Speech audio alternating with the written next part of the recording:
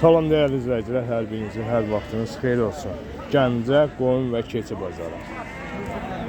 Keçi həmişə qabaqda getdiyi üçün birinci keçiləri çıxardır.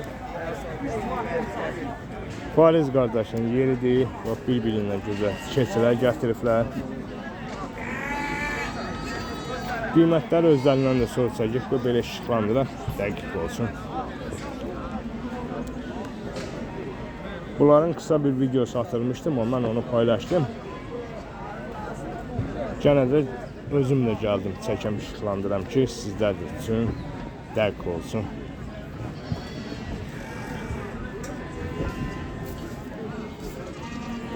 Bunlar da balaları çəpişdə.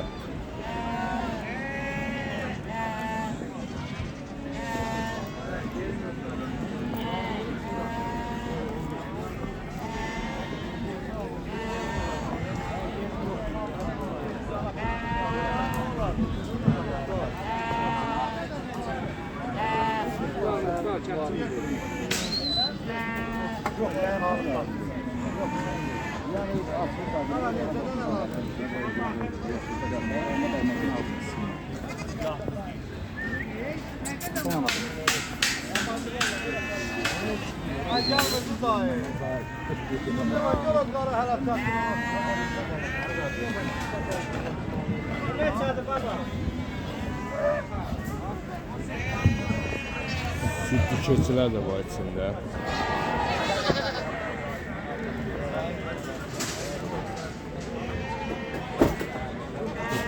Keçi sütlüdür.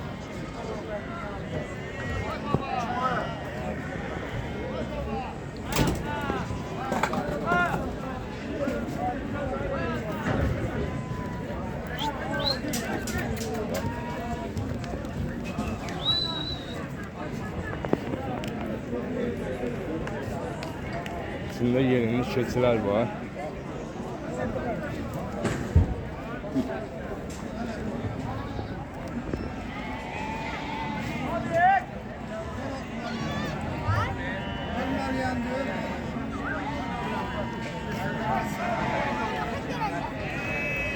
Bugünkü gündə neçəylə başlayır qiymətlər? 140'dan başlayır 190'a kadar. 140'dan 190'a kadar. Sütlü keçilər də var elə içində. Var. Olar neçədir bə? 180'da 190'a var keçiyədən dişinə baxır. Baxır keçiyə. Qocalıqda hə. Hamısı da balalı da. Belə görüm dişinə bax, gəl çapçı bırax görüm. Çapçı bırax onun dişinə bax. Ha bırax. Hansı? Qara keçindir. O sütlü olanı. Məman o qara keçənə bala deyil, körpəli deyil ki. Yo, buynuz kəsib bir qalın. Deməli, əlaqə saxlasanız, mənlə saxlayın. 050 567 95 25-nə mən sizi Fariz qardaşla dalaşdıracağım. Bazarın olsun qardaşım. Bu erkək keçin neçə deyirsən? 650 manata. Bu sırf ərəb keçisidir. Və bu dişisinin 400 manat. dişi 400 manat, erkəyi 650 manata.